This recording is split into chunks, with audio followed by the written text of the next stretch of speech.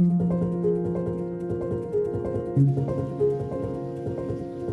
my name is Alex Lee and I am from Design Seeds.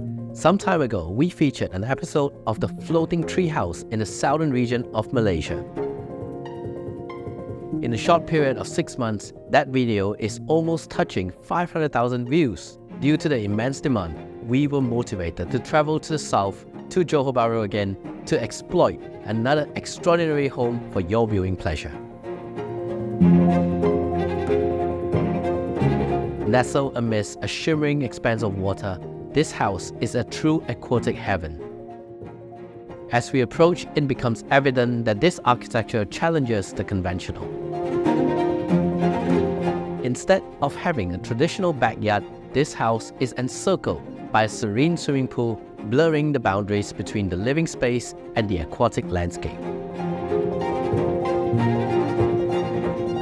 Before we begin, if you have not subscribed to our channel yet, do it now. Click on that subscribe button and turn on that notification buzzer to join us in a journey in exploring more compelling design episodes.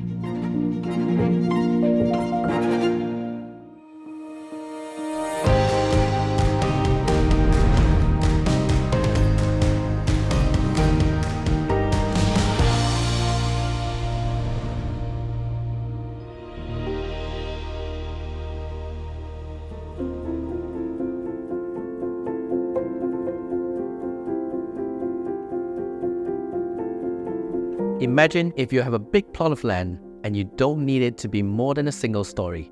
How would you build it? Today's episode, let us bring you through this home called the Arthor House, designed by Dr. Yeang. Yeang is an architect, ecologist, planner, and author from Malaysia, best known for his ecological architecture and eco masterplans that have a distinctive green aesthetic. He pioneered an ecology-based architecture working on the theory and practice of sustainable design.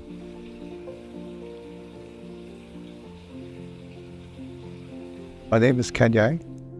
I'm an architect and a purveyor of fine green architecture. The wife came with a sketch of what she wanted. It's basically a courtyard house with a big space between in the middle of the house.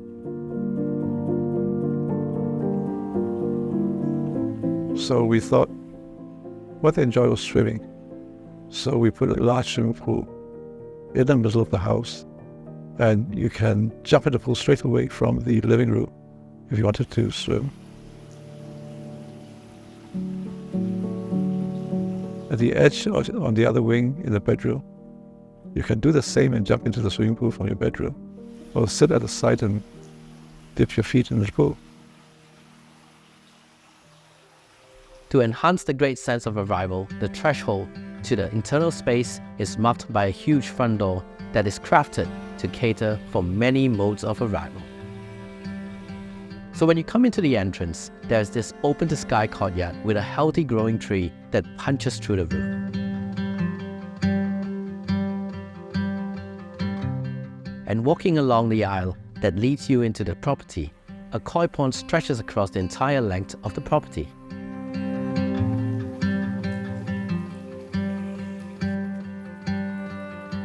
This house is divided into two separate annexes. There is a private part of the home, where the work studio and bedroom sits, and an open floor plan for the entertainment annex, where most architects and owners would take the opportunity to have an extra level. The Arthor House was architected to be a single-story bungalow.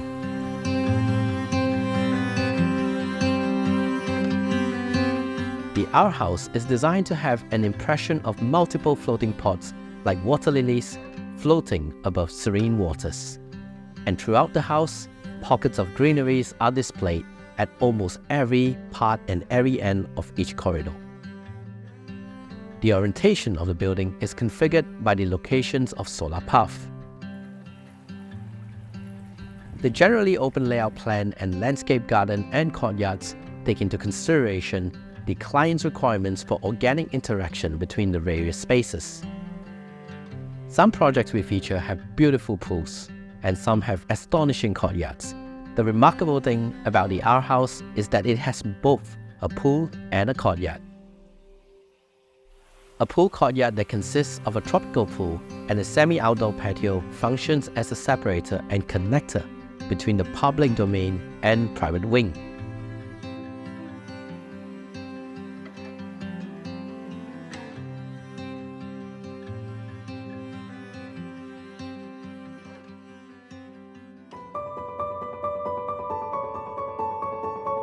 Happening this coming 2nd to 5th May 2024, I will be curating an aspirational show home concept series with HAMZAH, Malaysia's one-stop home design and interior exhibition located at Kuala Lumpur's Convention Centre.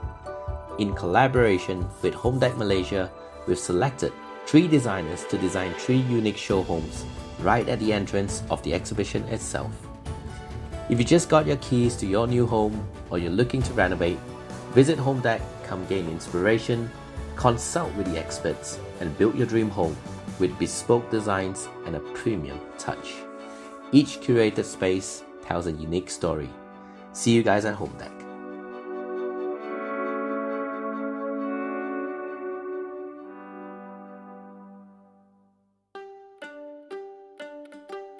We made this in a single-story house so that it's easy to move about. And so we basically reverse what most architects do. Instead of putting the kitchen and the servants' areas in the back of the house, I put it in one corner at the edge of the house, but everything focused around the pool, the living space, and the sleeping areas. But we wanted the house to be breezy, and so the living space has full-height glass walls, which slide on the left and to the right. But we did something which was an interesting experiment for us. At the corner of the glass house, the glass walls slide out so that the corner becomes an open space. And so the interface between the inside and the outside is much more intimate. The outside balcony space and the inside living space blends together to become one space. And so it is no longer compartmentalized into one space and another space.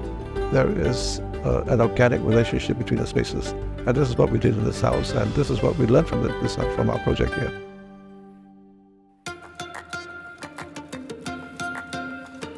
The open plan layout of the building allows for flexibility for ease of future plannings. There is a total of 9 usable rooms in this building that may be converted for different functions in the future. Upon entering the private annex of the Our House, a subtle separation of a guest room is allocated. On the plan view, you can see 2 signs of pocket gardens that creates layering of the architecture, which also acts as a funnel that encourages cross-ventilation. The private annex houses 5 rooms, a master suite, 2 kids' rooms, 1 guest room, and a study room. The rooms are designed like water pots floating like water lilies on the surface of water. Be it from the pool or even from the rear garden, the floating pots remarkably sculptures and reflects the basics of fine architecture. The landscape and the building are carefully designed to blend. The house is essentially surrounded by a linear garden, a koi pond with vegetation-covered wall, and a series of courtyards and rain gardens. Canopy trees are carefully positioned for solar shading. The greenery generally reduces the heat island effect on the property and maximizes the potential of shading of the home. The house maximizes cross-ventilation by having openings at both sides of the wing.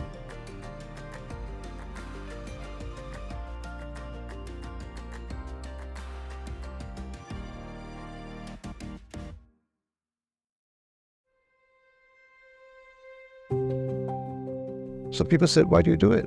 Why are you doing green design? We do green design because it's the right thing to do. I have achieved my purpose, not just for the project, my purpose in life as an architect, which is to contribute to enhancement of the quality of life of the people we design for. And more important, enhance the biodiversity of the locality. We enjoyed designing the house because it was a house that gave pleasure to its users. I think one of the most important aspects of architecture is to make people happy, to give pleasure to people.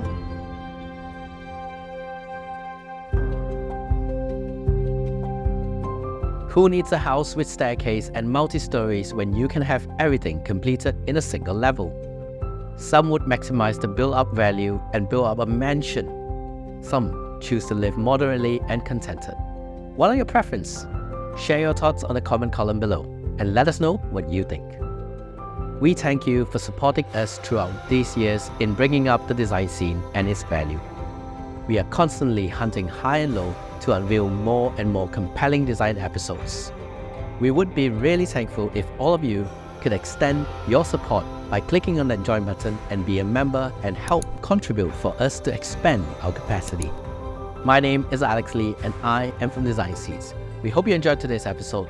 Don't forget to subscribe and stay in the loop of more amazing interior design and architecture contents. Thank you for watching. I'll see you guys next week.